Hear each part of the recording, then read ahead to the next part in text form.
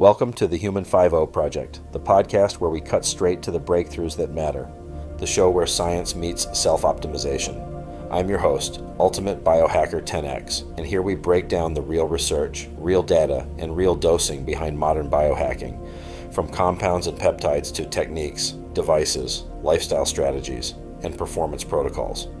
Most people jump in and jump out before they get the gold, so we're keeping it tight and delivering the essential insights you need without the fluff. If you've taken the time to hit play, we'll make sure you walk away with valuable knowledge that can transform your approach to longevity, health optimization, and beyond. Welcome back to the Human 5.0 Project. I'm Ultimate Biohacker 10X, and tonight we're talking about something that used to sound like science fiction, but is now quietly reshaping the future of medicine. What if aging wasn't inevitable? What if it were editable? Tonight we're diving into CRISPR, the most powerful biological tool humanity has ever created, and how it's being used to slow, reverse, and potentially rewrite the aging process itself. We'll cover how it works, which genes are involved, what's already happening in labs around the world, and what this means for the next 20 years of human health.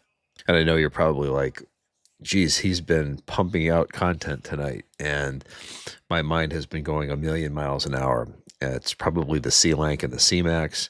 I'm not entirely sure, but I've never had this much clarity and focus all at once, and there's just a lot that I need to get out. So I'm going to do my best to put it out here and get it in front of you so that we can chew through this and bring it to the next level. Let's get into it. So CRISPR stands for Clustered Regularly Interspaced Short Palindromic Repeats. That's a mouthful.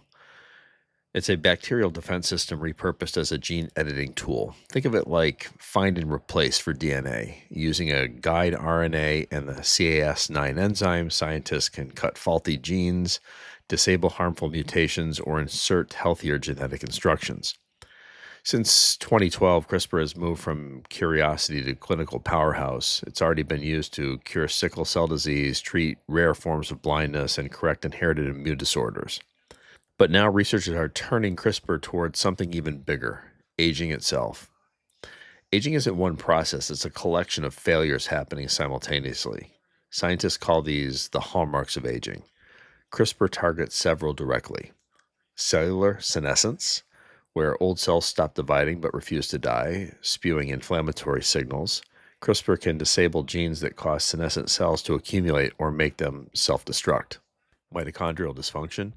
Damaged mitochondria produce less energy and more oxidative stress.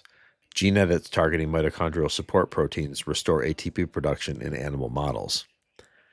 Telomere attrition. Telomeres cap our chromosomes and shorten with age. CRISPR-guided telomerase activation has extended cellular lifespan without increasing cancer risk in animal studies. Epigenetic drift.